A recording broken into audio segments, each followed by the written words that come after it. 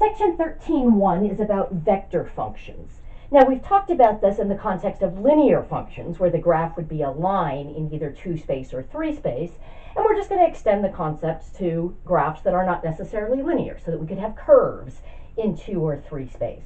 And basically, we're taking the notion of parametric curves, and we're just writing them instead of as a pair of functions, or if we're mapping into 3 space, a triple of functions, one for the x value, one for the y value, and in 3 space, one for the z value. We're writing that as a single function whose output is a vector. Of course, when we graph it, rather than graphing the vectors as arrows, we're going to identify each vector with a point.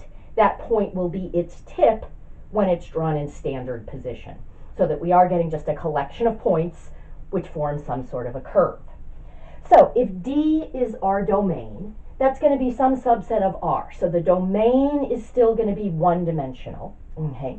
But our codomain, the space we're mapping into, will be multidimensional. For our purposes, N will be either 2 or 3. We'll be mapping into 2 space or 3 space. So R, a vector function, and notice we put a bar over the name, okay? So calling it R, that's a pretty standard name because we're going to be, if this is the origin and I want to get to this point, the vector R radiates from the origin to point to that point. So R is basically the position vector for the point that's going to be part of our curve. Okay. The important thing is we put a bar over it to indicate that the output is multidimensional, that the output is a vector, not just a single number. Okay. So it maps us from our domain to our codomain. We're going to take a number t and map it to R of t, which is a vector in n space, but we're going to graph it as a point. So I like to think of it this way. I'm starting with my domain, which is either all of the t-axis or just some subset of the t-axis. So that's a one-dimensional object, and if we're living in one space, it doesn't curve at all. When we map it into n space, we give it a little bit more wiggle room. So the output is still one-dimensional. We're still talking about a curve that would have length, not area or volume, but it's living in a higher dimensional space, and so it has room to wiggle a little bit, and so we can actually get a curve. What I want to do right now is just review some familiar parametric curves that we have in 2 space to review a couple of those things.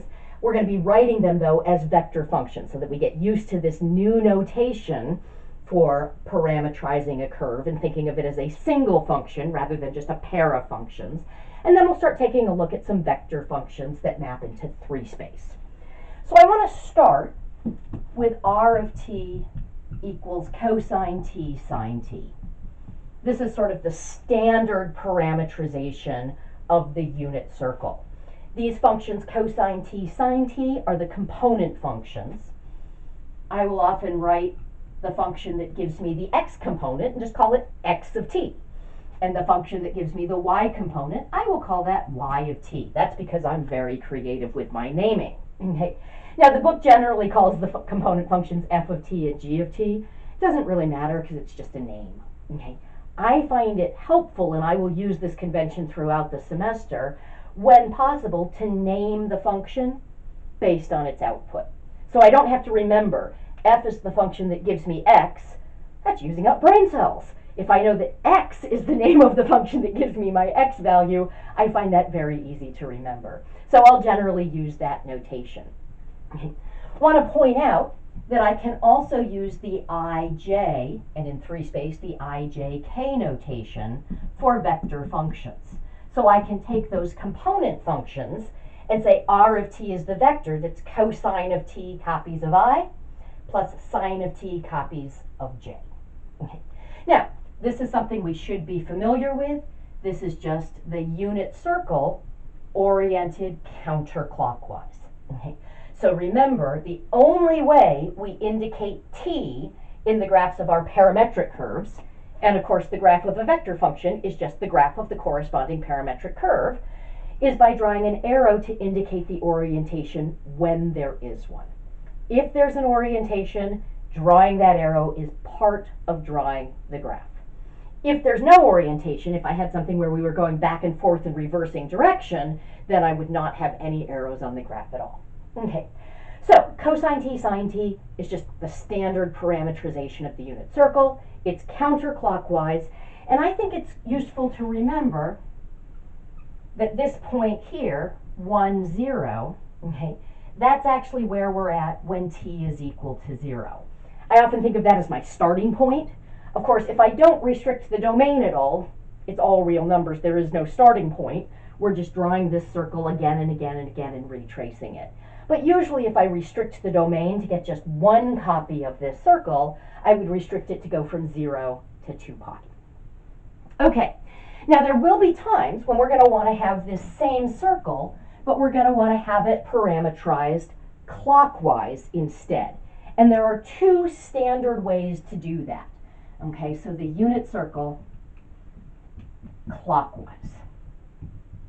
So I'm creating a new function, but its graph is going to consist of the same points. Won't be identically the same graph because the arrow indicating the orientation will be reversed. So I'm going to just call my new function R2 of t, and I'm going to get it by just replacing t with the opposite of t in the original parametrization. That's a standard way of changing the orientation for any parametric curve. If you replace t with the opposite of t in the formula, then you'll get the orientation reversed. So this would be cosine of negative t, sine of negative t. And because my component functions are trig functions, I can take advantage of the fact that cosine is even. So cosine of negative t is the same as cosine of t, and sine is odd. So sine of negative t is negative sine of t. Now that's kind of interesting. It is true if I want to reverse the orientation and I replace t with the opposite of t in the formula for a given parametrization, I can create a new function that will reverse the orientation. In this particular case, we've actually kept our x values the same and reversed the y values. As a general rule, that does not reverse the orientation. That would reflect things over the x-axis. But I can sort of see, because I've got this circle centered at the origin, if I did flip it over the x-axis, I'd still have the same circle, but it would reverse the orientation. Okay. So if I graph this, we'll have something like so. Now, with this parametrization, if I were to plug in 0, I would still be at 1, 0. So this point 1, 0 is still where we would be at t equals 0. That's preserved with this particular parametrization. All right, but for the unit circle, there's another way that we can reverse the orientation. This is something that is not generalized to reversing the orientation for all curves, but it's a really nifty trick for the unit circle. So I'm just going to call this R3 of t. Different function. It's going to have exactly the same graph as this because it's going to be the same set of points oriented the same way. Okay.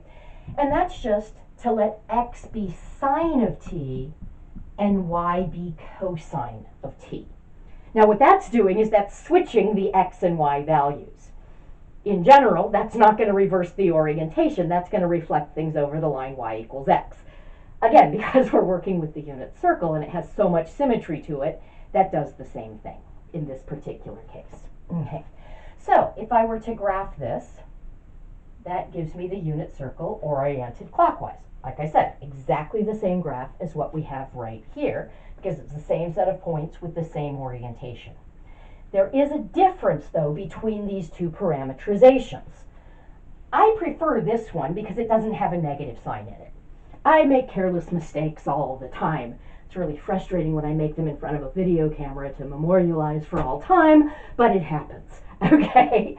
So if there's a negative sign in the problem, that just increases the likelihood that I'm going to make a careless sign error.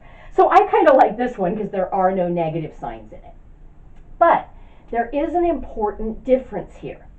If I plug in 0 to this function, when t is 0, sine of t would be 0, so x is 0.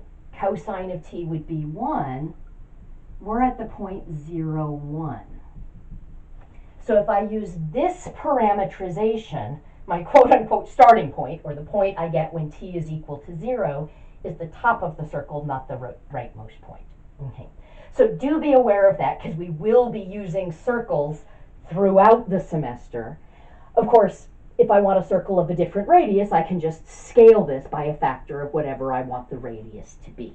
Okay. One other thing I want to point out for curves in 2 space is if I just have a regular function describing some curve in 2 space, like y equals x squared. So that would be this parabola. Notice I'm avoiding putting arrows here to indicate that it goes on forever, because now I'm using arrows to indicate orientation. So we'll let it be understood that that's going on forever. We'll reserve arrows on curves to mean orientation, not continuing forever and ever and ever. Okay. Now right now, that's just the graph of a function, a real valued function of one variable.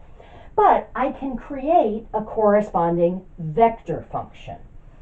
And the key to doing that is to take the input variable, which is x, and just let that be t. And then I can describe, if x is t and y was x squared, y becomes t squared. Okay. When I do that, the graph of this isn't quite the same as the graph of this, because this is just a set of points. This is just the parabola.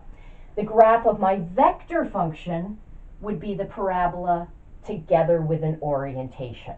Since the orientation is the direction of increasing t, and t is x, it's going to be oriented so that we increase as we're moving from left to right.